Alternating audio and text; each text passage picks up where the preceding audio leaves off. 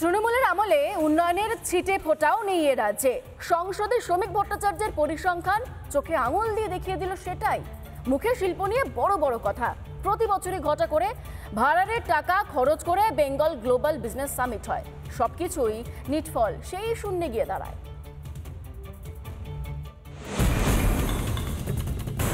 মমতার জমানায় শিল্পের আকাল, মুখ ফিরিয়ে নিয়েছে নামজাদা বহু সংস্থা। এবার আর শুধু অভিযোগ নয়, 14 বছরে 6668টি সংস্থা বাংলা থেকে পাততাড়ি গুটিয়েছে। সেই পরিসংখ্যান সংসদে দিলেন শ্রমিক ভট্টাচার্য।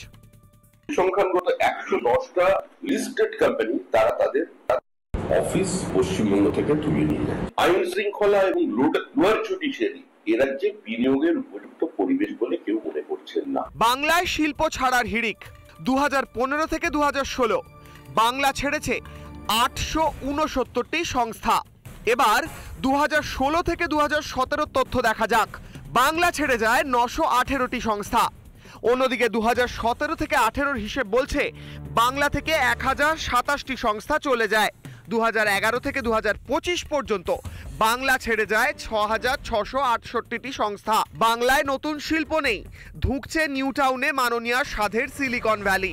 এই সমস্ত জায়গা এই মুহূর্তে শিল্পের হাবের জন্য ছেড়ে রেখেছেন মুখ্যমন্ত্রী মমতা বন্দ্যোপাধ্যায়। কিন্তু এই যে ছবিটা, এই যে যেখানে ময়লা পড়ে রয়েছে, এই ছবি দেখার পর প্রশ্ন এটাই, আদেও কি কোনো শিল্পপতি আসবেন এ রাজ্যে বিনিয়োগ করার জন্য?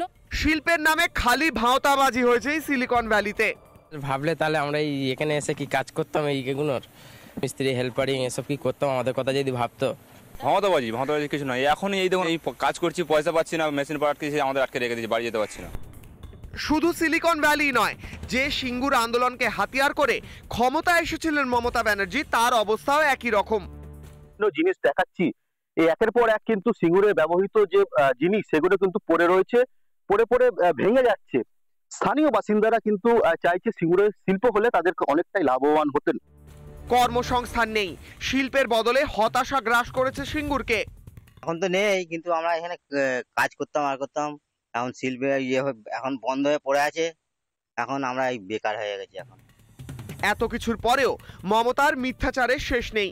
21-এর মঞ্চ থেকে শিল্প কর্মসংস্থান নিয়ে পরপর মিথ্যে বলছেন মাননীয়া। পরিযায়ী শ্রমিকদেরও বলবো, ফিরে আসুন, বাংলায় কাজের অভাব নেই। বাংলায় 6টা ইকোনমিক করিডোর হচ্ছে, দেউচা পাতমি হচ্ছে, গ্যাস সেলের ফ্যাক্টরি হচ্ছে, ওএনজিসি হচ্ছে, বাংলায় অনেক কিছু হচ্ছে। রাজ্যের দিকে দিকে ধুঁকছে কারখানা, নতুন শিল্প কারখানার দেখা নেই।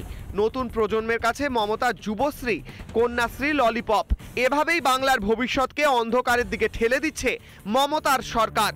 রিপাবলিক বাংলা।